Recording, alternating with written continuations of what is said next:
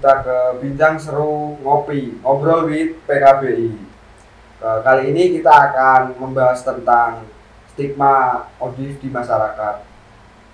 Sebelumnya perkenalkan, saya Imam Fahir. Di sini saya sebagai host dan ada dua bintang tamu atau guest yang saya datangkan, yaitu Mbak siapa? Baik, perkenalkan, saya Winda Rahma Maulida, panggil aja Winda. Dan saya perkenalkan, nama saya Tian Kristanto. Oke, langsung saja ya, kita langsung ke perkenalan dulu. Untuk pertama, apa sih pekerjaannya Mbak Winda atau profesinya Mbak Winda dulu? Oke, untuk profesi saat ini saya sebagai mahasiswa di salah satu universitas di Semarang. Dengan Mas Ben sendiri? Dan kalau saya kerja di Dinas Kesehatan Kota Semarang sebagai fasilitator roda. Itu berarti tentang HIV ya? Ya. Nah, udah tahu belum sih apa itu PKBI sebelumnya, Mas? Kamu Mbak Winda? Kebetulan saya belum tahu ya, Mas. Kalau Mas mungkin udah tahu. Sudah paham, sudah tahu ya. Jadi gini Mbak Winda, PKBI itu lembaga swadaya masyarakat yang mengurusi tentang kesehatan reproduksi orang-orang yang dalam HIV dan juga narkoba. Nah, itu aja sih gambaran sekilas tentang PKBI.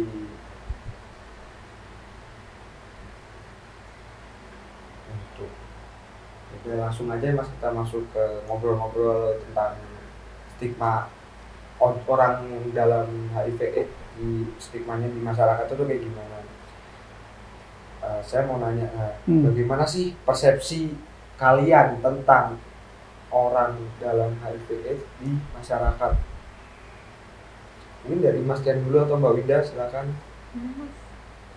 Saya? Iya. Oke, persepsi saya ada beberapa, tapi tidak semuanya ya.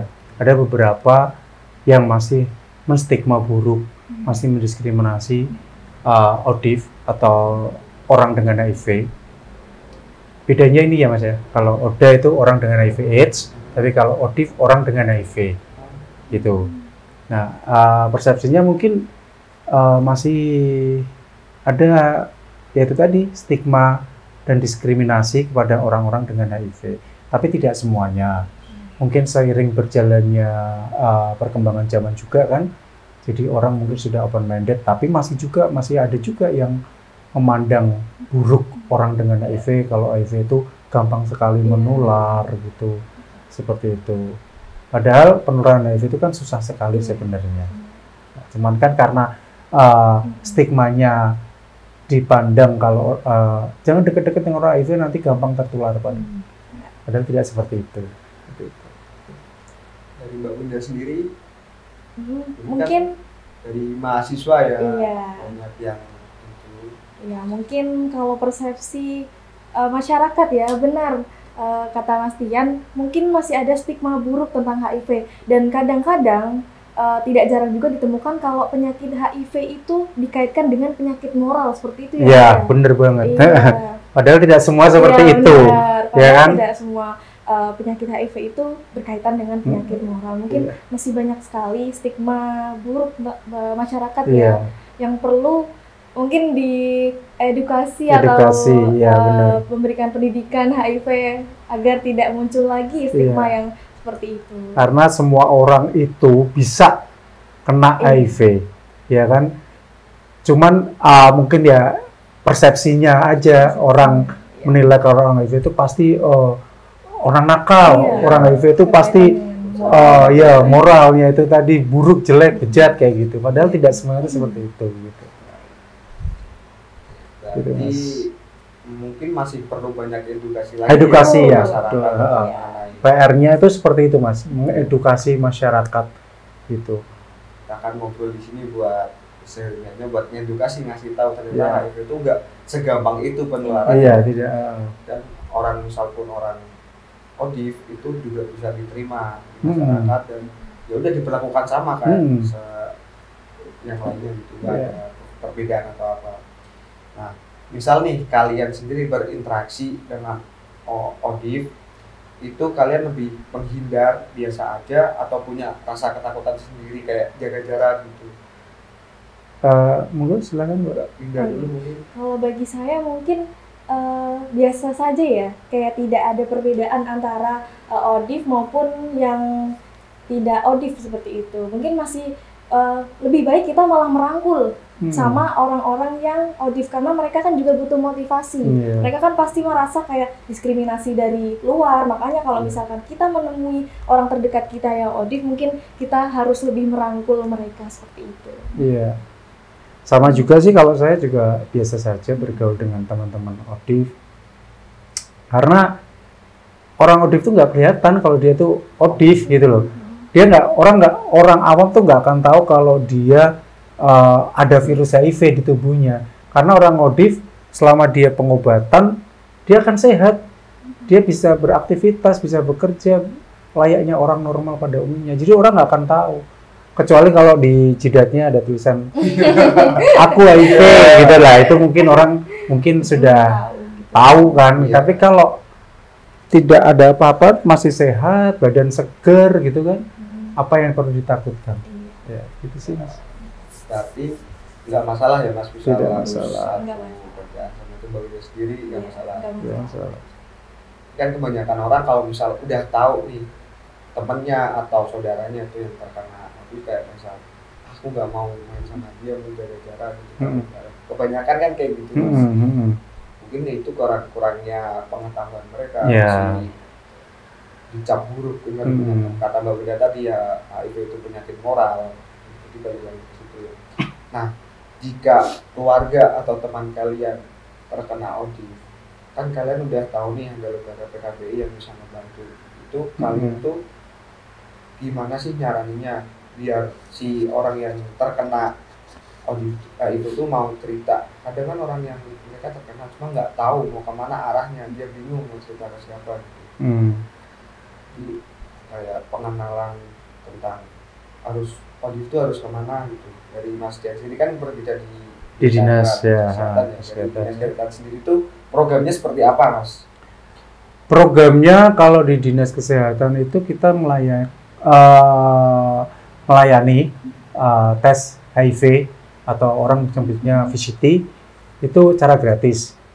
Kita juga membuka layanan malam di beberapa puskesmas, tapi tidak semua puskesmas ya, di beberapa puskesmas itu kita melayani tes HIV di malam hari. Namanya Lydia Dimari. Jadi layanan tes HIV di malam hari. Itu tujuannya apa? Tujuannya itu kadang ada beberapa orang yang malu dia mau cek HIV, padahal dia berisiko, tapi dia malu nih untuk tes HIV di siang hari karena mungkin banyak orang gitu kan, atau mungkin nanti banyak, kalau ketika kita konsultasi ke dokter ada bisik-bisik, oh dia mau tes HIV, pasti dia bisik melakukan hal kayak gitu. Nah mungkin dia malu seperti itu. Dan tujuan kedua biasanya kan orang sibuk kerja, kegiatan di siang hari itu kan ada yang kuliah, ada yang sekolah, ada yang bekerja. Jadi kita menyediakan layanan di malam hari itu salah satunya mungkin untuk orang-orang yang tidak bisa cek di siang hari, bisa sore hari atau di malam hari. Jadi kita menyediakan di jam 17, jam 5 sampai jam 9 malam. Seperti itu. Gratis layanannya. Monggo silahkan yang merasa berisiko untuk tes. Untuk mekanisme pendaftaran atau registrasinya itu gimana ya Mas? Registrasi kalau di puskesmas KTP Kota Semarang gratis, TIS. Tapi kalau di luar Kota Semarang pendaftaran 10.000, gitu. Tapi kalau yang mau tes benar-benar gratis itu yang di sore hari, itu gratis TIS. Mau orang luar Semarang, mau orang Semarang gratis. Dan peminatnya cukup banyak sih kalau yang malam hari. Itu dari Mbak Wida sendiri masih awam ya, baru dengar tahu kan? Baru tahu ini. Terus aja nih, menurut kalian Mas Dian dan Mbak Wida itu ODIF itu harus dapat layak hidup normal nggak sih? terus kayak nggak ada diskriminasi tentang pekerjaan di lingkungan sosial atau manapun gitu. Kayak ODIF itu harus bisa diterima di masyarakat, tentang pekerjaan di lingkungan sosial nggak harus dijauhi. Sebagian masyarakat mungkin nggak bisa menerima, mungkin ada pesan atau sampaian gitu tentang bagaimana sih tentang ODIF itu biar bisa diterima gitu, biar orang lain mau terima ODIF itu. Oke.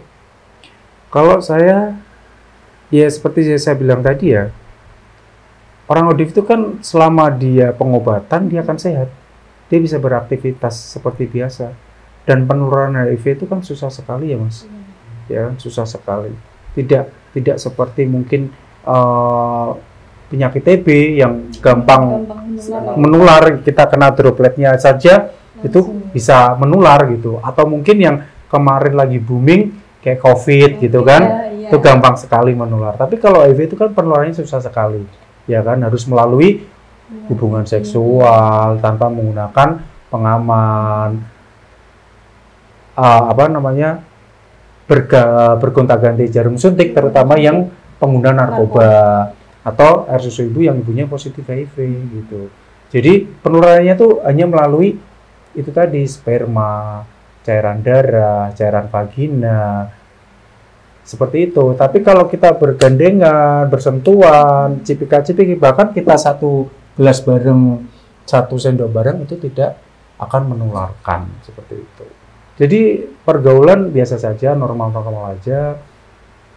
Ya mungkin karena masyarakat kita ya masih memandang atau menstigmanya itu masih buruk, jadi mungkin ada yang masih takut. Tapi ya saya bekerja di Dinas Kesehatan memberikan edukasi kepada masyarakat bahwa oh HIV itu seperti ini, penularannya seperti ini, dan tidak mudah loh orang tertular HIV itu gitu. Walaupun kita punya keluarga, kita punya teman, saudara yang dia HIV, itu tidak akan gampang menularkan gitu. Nah, tugas saya mungkin di masyarakat yaitu memberikan edukasi, terutama di FKK, PKK, Karang Taruna, remaja-remaja itu kan seperti itu. Dari Bang Ida sendiri? Mungkin iya ya, kurang lebih sudah disampaikan oleh Mas Tian. Mungkin saya menambahkan sedikit, kalau misalkan ada keluarga ya itu lebih ke dirangkul lagi. Terus untuk stigma masyarakat itu mungkin kita lebih edukasi kecil-kecilan gitu ya, edukasi mungkin sambil ngobrol santai gitu, mungkin agar kalau misalkan kebanyakan masyarakat ada ini edukasi untuk di sana kayak lebih formal gitu kan, mungkin masyarakat mungkin lebih sulit untuk menerima. Nah itu caranya kita mungkin bagi kita yang udah tahu gitu ya, merangkul mereka, ngobrol santai, gini loh, jelasin edukasi sedikit gitu lah, agar masyarakat mungkin pikirannya lebih terbuka gitu ya tentang audiens seperti itu. Mas Tian sendiri sebetulnya ODIF ya Mas? Ya, saya ODIF. Saya HIV dari tahun 2017. Jadi sudah 6 tahun ya, 6 tahun saya pengobatan ARV. Dulu kondisi saya, kalau saya boleh bercerita sedikit mungkin, ya kan? Berbagi ya. Iya, mungkin tahu. Iya. Jadi saya tuh kondisinya sudah buruk banget, sudah di fase AIDS. Semua penyakit saya banyak banget. Semua penyakit sudah saya rasakan, dari yang TB, dari yang borok semua di badan kurus sampai habis, sudah pernah semua saya lalui. Hingga akhirnya masuk rumah sakit, paling parah memang masuk rumah sakit itu sudah di fase yang benar-benar drop, masuk rumah sakit, dirawat, ya memang ketahuan kalau ada virus HIV. Di situ disuruh pengobatan. Sudah tahu ya namanya obat HIV, namanya ARV, antiretroviral, diminumnya seumur hidup. Jadi pengennya saya hidup. Kalau pengen hidup 10 tahun ya 10 tahun minum obat terus. Pengen hidup 20 tahun, bahkan 50 tahun, mau hidup 50 tahun, ya selama 50 tahun harus tetap minum obat. Nah, alhamdulillah nih, setelah minum obat ARV ini dari berat badan yang benar-benar kurus waktu itu sampai mencapai 30-an kilo, ya kan? Cowok, bayangkan ya, untuk cowok 30 itu sudah kayak tengkorak hidup ya, ya kan? Sudah nggak doyan makan. Saya sampai tidak doyan makan itu sampai selama 1 bulan, tidak kemasukan makan sama sekali. Itu benar-benar, itu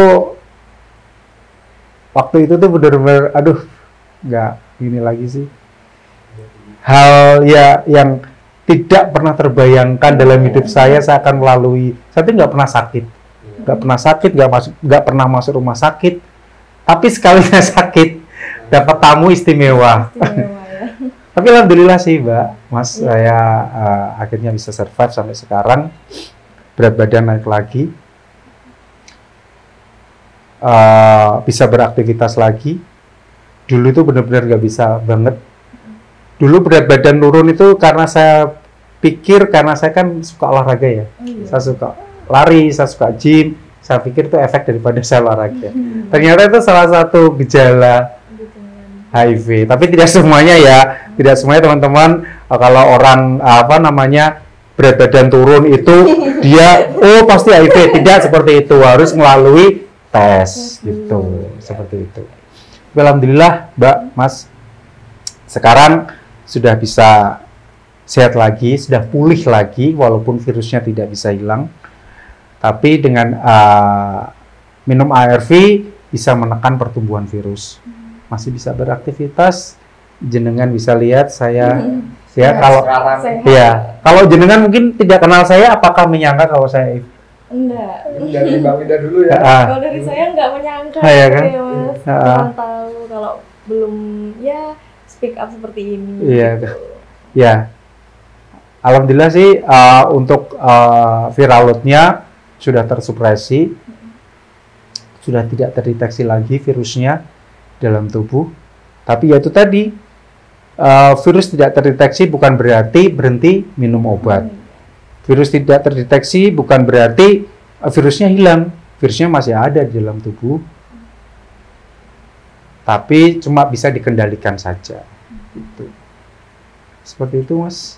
Ini cukup menarik ya, Mas. Dan orang aktif terus sekarang bekerja di BKK itu boleh tahu nggak sih, Mas, perjalanannya itu kok sampai bekerja di BKK Dinas Kesehatan itu, atau apa?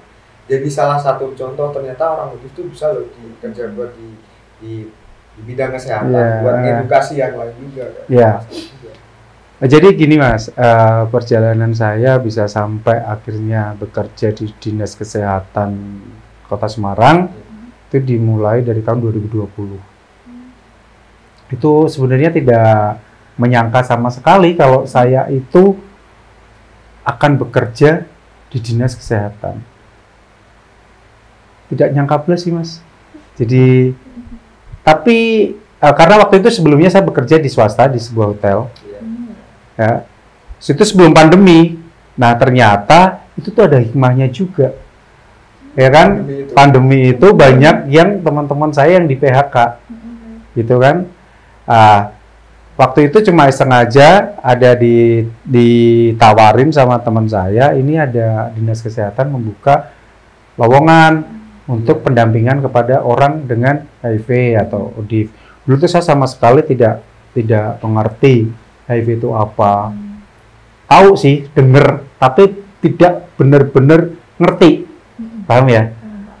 Jadi kita ngerti aja, denger aja, oh HIV, oh ini, oh kanker, oh TBC, itu aja. Tapi kita nggak ngerti penularannya bagaimana, nama virusnya apa, kenapa, apa yang bisa menyebabkan dan apa yang tidak menularkan, kan seperti itu dan macam-macam. Nah, itu saya tidak paham sama sekali. Tapi semenjak saya bekerja di Dinas Kesehatan, saya belajar sedikit demi sedikit. Tapi sebelumnya sudah gabung nih kayak di sosial media gitu. Kalau ada di Facebook, apa namanya, komunitas untuk orang-orang HIV gitu. Saya cari tahu semenjak saya sakit, saya cari tahu. Cuma cari tahu aja sih. Oh ini gitu. Nah, suatu ketika ditawarin teman saya buka lowongan nih di dinas kesehatan. Akhirnya saya coba. Cuma syaratnya itu harus berani open status gitu. Jadi mau nggak gitu. Mungkin sebagian orang kan banyak yang masih takut ya, masih takut untuk open status. Cuma saya pikir waktu itu untuk orang-orang yang dia tahu dia berisiko, tapi dia tidak mau memeriksakan diri, itu banyak banget. Termasuk saya dulu waktu itu. Saya itu berisiko tinggi, tapi saya waktu itu karena ketidakpedulian saya, ketidakawarean saya kepada kesehatan diri saya sendiri, jadi saya tidak pernah namanya tes sama sekali. Kalau dulu diajak teman, apa sih tes apa sih? Ntar kalau ketahuan malah jadi pikiran kan gitu kan, nggak mau. Gitu. Ada banyak beberapa teman saya itu seperti itu. Nah, saya tuh pengen banget walaupun sedikit berkontribusi lah gitu kepada mungkin kepada teman-teman yang berisiko untuk atau untuk tes HIV dan kepada masyarakat akan membuka pemikiran masyarakat bahwa HIV itu tidak semenyeramkan, tidak semenakutkan yang orang pikir selama ini. Awal-awal sih ya ini Mas, ragu masuk nggak ya masuk. Akhirnya ya sudah coba aja lah gitu. Tapi ya itu tadi yang saya bilang ada hikmahnya teman-teman. Hotel banyak yang dikurangin, karyawannya saya alhamdulillah bisa diterima bekerja di KK itu. Tugas saya memberikan pendampingan, penyuluhan ke masyarakat dan testimoni bahwa ini loh orang HIV itu dia masih bisa beraktivitas, masih bisa bekerja layaknya orang normal pada umumnya, seperti itu Mas. Jadi sudah berapa tahun ya? 2020 4 tahun ini ya? Iya, jalan 4 tahun ini. Alhamdulillah tidak ada stigma, diskriminasi kepada teman-teman saya di kantor. Dan ketika saya memberikan penyuluhan dan testimoni di masyarakat, di sekolahan, yang dulunya mereka tidak tahu, akhirnya jadi tahu. Saya tuh selalu ya ketika closing itu biasanya, setelah saya tahu ODIF, mau nggak ibu-ibu di sini salaman sama saya gitu. Mau nggak teman-teman yang di kelas ini salaman sama saya dengan orang dengan HIV, takut tidak gitu. Alhamdulillah mereka tidak takut. Gitu. Setelah dikasih edukasi seperti itu. Tapi kan tugas kita masih banyak ya. PR-nya masih banyak. Itu masih berapa persen ya? Gitu kan. Padahal masih banyak yang menilai HIV itu buruk gitu loh. Stigmanya masih tinggi. Nah itu saya pengen sedikit memberikan kontribusi aja. Itu aja sih Mas. Mbak Winda sendiri mungkin ada tanggapan atau ini hal baru nih saya baru dengar ternyata saya dari dinas kesehatan. Mbak Winda ini jurusannya apa sih? Kalau kebetulan saya jurusan kesehatan masyarakat ya Mas ya. Oh iya. Iya. Di dinas banyak banget anak-anak SKM dari pada magang di sana. Mereka akhirnya tahu, oh Mas Tian, terus akhirnya akrab, ngobrol-ngobrol bareng, terus mereka bertanya-tanya, yang dulunya tidak tahu jadi tahu gitu. Jadi kadang mereka tanya, oh Mas bener nggak Mas, dulu kalau orang HIV itu gejalanya seperti ini. Oh iya benar, tapi tidak semuanya itu seperti itu gitu. Itu sih. Ini buat Mas Tian dan Mbak Winda nih, ya terima kasih udah mau menyampaikan, apalagi Mas Tian yang ODIF dan mau terbuka dan mau ngasih edukasi, berarti mau berbagi cerita lah, sharing-sharing kita nih ya. Siap. Mbak Winda yang tadinya nggak tahu jadi tahu. Saya jadi tahu. Saya juga yang masih awam tadinya. Tadi nggak nyangka ya Mbak? Kalau nggak nyangka kan tadinya Mbak? Nggak nyangka. Awalnya aja. Awalnya ya biasa aja gitu, nggak nyangka kalau ternyata sudah melalui proses panjang. Keren sih, tapi keren. Bagi saya Mungkin kalau saya udah wah ngedown nggak tahu Iya. gimana ya Mas ya. Iya, saya itu Hmm. penyembuhan yang mungkin yang kan karena banyak penyakit ya. Iya. Jadi obat saya itu bukan hanya ARV Iya, aja. iya. Ya, saya obatnya banyak banget. Kan karena juga kena TB mata juga saya kan. Oh. Jadi mata nggak bisa ngelihat waktu itu. Jadi obatnya tuh macam-macam. Jadi kalau dari rumah sakit tuh bawa obat tuh pasti seplastik Wah. banyak gitu. Belum obat salep-salepnya, belum. Ini dulu borok loh, Mbak. Oh, ini dulu borok, ini juga rambut, kulit kepala sampai mengelupas gitu. Tapi alhamdulillah sih sudah bersih walaupun tidak putih ya, tapi sudah tidak ada. Orang nggak akan nyangka loh, Mbak, kalau saya itu pernah melalui proses yang aduh, Panjang saya strugglingnya tuh bener-bener gila-gilaan waktu itu.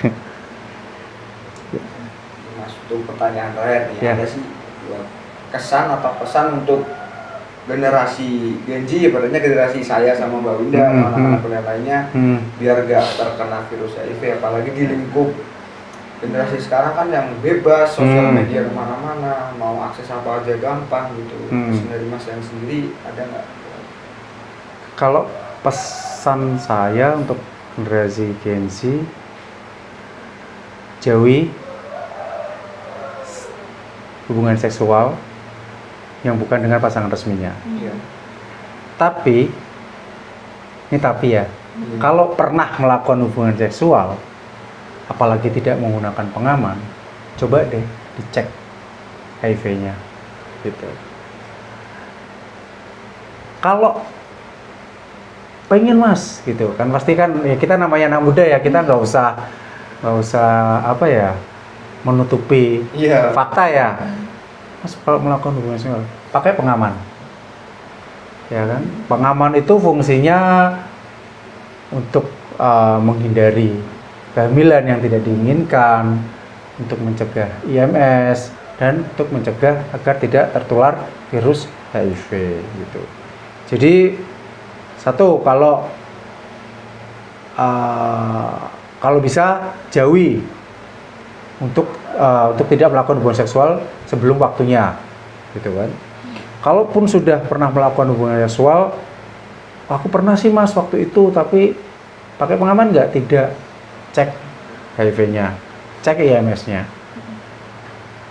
Apalagi untuk yang sering dia sering melakukan hubungan seksual, bergonta-ganti pasangan. Wah, itu harus lagi tuh 3 bulan sampai 3 bulan atau 6 bulan sekali harus rutin cek HIV gitu, HIV dan IMS-nya. Atau yang itu tadi yang sering melakukan hubungan itu pakai pengaman gitu. Karena ya ini kita ngomongin seks itu bukan hal yang tabu ya sekarang ya. Iya. Karena banyak sekali sekarang anak muda yang melakukan hubungan seks bebas. Jangankan anak kuliah, anak-anak yang masih SMP, SMA itu masih sudah banyak kan. Jadi saya ngomong seperti ini untuk memberikan edukasi kepada adik-adik saya di luar sana yang mungkin masih bergonta-ganti pasangan tapi tidak pernah menggunakan pengaman. Mulai sekarang pakai pengaman. Mulai sekarang cek untuk rutin HIV, cek untuk rutin tes HIV. Agar tidak terlambat, agar tidak telat gitu. Kalau masih ketahuan masih dalam kondisi yang bagus, alhamdulillah gitu kan. Kalau dalam sudah kondisi yang buruk, itu untuk bisa sembuh benar-benar seperti dalam saya itu prosesnya lama banget gitu.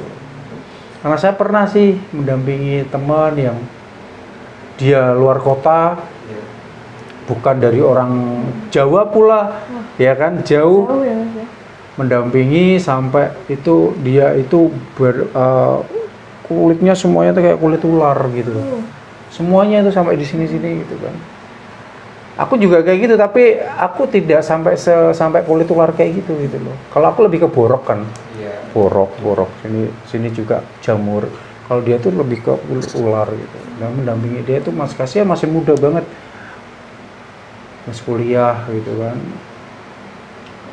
kenapa kok tidak waktu itu? Ya karena itu dia tidak tahu dan tidak mungkin tidak tahu dia kemana dia harus cerita dan cek gitu loh, gitu tesnya.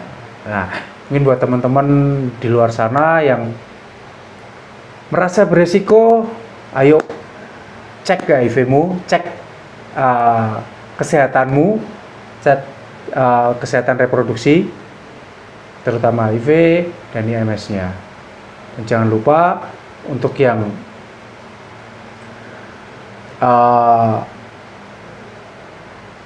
suka atau masih melakukan hubungan seksual berkontak erat pasangan, jangan lupa menggunakan pengaman atau kondom. Gitu Mas. Dari Mbak Winda sendiri mungkin pesan buat teman-temannya atau anak-anak kuliah lainnya. Oke, buat teman-teman generasi Z gitu ya, Gen Z, Gen Z ya. atau saya sendiri gitu ya, dan Mas Ilman juga, mungkin yang pertama itu jangan malu buat cek kesehatan, apalagi cek HIV gitu, karena kita kan juga nggak tahu ya, mungkin walaupun kita sudah pernah melakukan ataupun belum, kita kan lebih baik mencegah gitu ya Mas ya. Mungkin pesannya jangan malu buat cek kesehatan, karena kan sekarang udah banyak wadah-wadah yang bisa kita gunakan untuk memeriksakan, baik itu mulai dari memeriksakan cerita gitu-gitu, motivasi untuk memeriksakan dirinya. Dan saya tambah sedikit lagi, buat teman-teman yang dia sudah tahu kalau dia positif, jangan pernah putus obat, tetap minum obat yang rutin, yang patuh, karena itu juga kesehatan itu juga berguna buat diri kita sendiri. Karena sakit itu nggak enak, saya pernah merasakan. Dan buat teman-teman yang dia positif tapi tidak mau pengobatan, ayo pengobatan sebelum terlambat. Karena obatnya gratis dari pemerintah, dan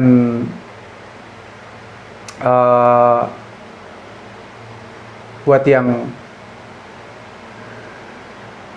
belum tahu statusnya, yaitu tadi cek HIV. Serta untuk masyarakat di luar sana, jangan ada lagi namanya stigma dan diskriminasi kepada orang dengan HIV. Orang HIV selama dia pengobatan, dia akan sehat seperti orang sehat pada umumnya. Stop HIV, stop stigma dan diskriminasi kepada orang dengan HIV. Setuju sekali. Baik, mungkin itu aja sih bincang-bincang kita kali ini di Ngopi ya. Misalnya Ngopi nih, ngobrol di PKBI. Mungkin ada episode-episode lainnya nanti. Terus jadi stigma ODIF di masyarakat itu harus dihilangkan, stigma buruk. Mereka harus diterima selayaknya orang normal lainnya. Buat kalian yang masih mempunyai stigma buruk tentang mereka, bisa tonton podcast ini, bisa tonton ngobrol-ngobrol kita, biar tahu ternyata orang HIV itu nggak seberbahaya itu, dan tetap harus diterima. Mungkin itu aja Mas Tian, Mbak Winda. Terima kasih atas waktunya. Sama-sama Mas. Sama-sama. Salaman nggak apa-apa Mas. Aman. Oke.